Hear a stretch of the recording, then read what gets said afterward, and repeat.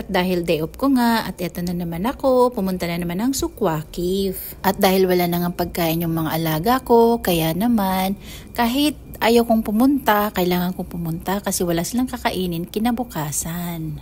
At ayan na nga guys, patawid na ako dyan sa may kalsada. Buti na lang nakahindo yung mga sasakyan kaya ang bilis kong nakatawid dyan. At habang naglalakad nga ako ay napapabidyo talaga ako kasi ang ganda talaga ng mga ilaw. Tingnan nyo naman yan. May mga kulay-kulay talaga yung ilaw. At nakakatuwa kasi ang dami talagang tao sa Sukwa Cave pag gabi. At ayun na nga guys, dahil medyo malayo yung pupuntahan ko, kaya video-video muna ako. Actually, natatakot ako niyan. Baka sitahin ako ng mga taong nakukuha sa video. Pero siguro naman maintindihan din nila yan ano. At na-amaze talaga ako dyan sa mosque na yan. Ang kulay niya talaga ay ginto. Maganda daw dyan sa loob pero hindi pa ako nakapasok kasi nga bibihira lang naman akong mamasyal. Matagal na ako dito sa Qatar pero Sukwa Cave lang ako, bahay at saka trabaho kasi minsan nakakapagod din at saka magastos din pag humala. Dati nga pala hindi ako masyado sa Sukwa Cave kasi nga wala naman akong pinapakain. Pero ngayon na marami na sila so kailangan ko maghanap ng murang mabilhan ng mga pagkain nila, lalo na yung wet food. Kasi pag sa supermarket ako, kamahal naman, Diyos ko, wala nang matira sa akin. Kahit ngayon nga, kahit nakakabili ako ng medyo mura, nauubos pa rin yung allowance ko diba? Na nga, sa kakabidyo ko, nakarating na rin ako. Ayan pala yung papasok kasi yung tindahan na lagi kong binibila, nagiging suki ko na yun.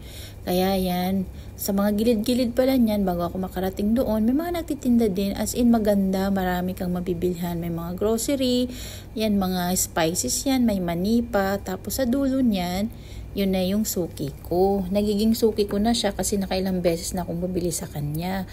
At mabait yung mga tendero dyan. Yan na nga, malapit na ako kasi tignan nyo sa labas, nandun na yung mga product nila. At yan pala yung tindahan, Nature World. Nakilala ko din yan, gawa nung kasama ko si Angel. Sabi niya, be, dito tayo. Kaya nagiging suki na namin sila. At ayan na nga yung mga produkto nila. Ayan, may mga kilo-kilo din silang wet food, yung mga dilatang bibilin ko dyan, Rosa, tsaka Reflex. 5 real lang siya isang lata. At hindi sila nagbebenta ng mga pusa, kundi mga ibon lang talaga. Punong-puno ng ibon yung tindahan na yan. Super busy nga sila kasi ang daming bumibili sa kanila ng ibon. Kaya sabi ko, brother, I will take video. Sabi naman niya, o sige. Tapos maya-maya naman, inasikaso na ako niyan. Nakabili na rin ako at pauwi na rin ako. Naghihintay na lang ako ng Uber. Dito sa may labasan, medyo matagal lang yung Uber. Gawa nga ng maraming stoplight bago dumating sa may pwedeng mag-pick up yung mga Uber. At sa wakas nga, dumating na rin yung sasakyan natin. At ayan, nagbibiyahe na kami. Actually, super traffic ng mga oras na yan. Kaya naman sabi ni Kuya, mag-shortcut daw kami. Hindi ko alam kung shortcut ba o long cut. Yun lang guys. Maraming salamat sa panunood. And please support my channel. Thank you so much. Bye!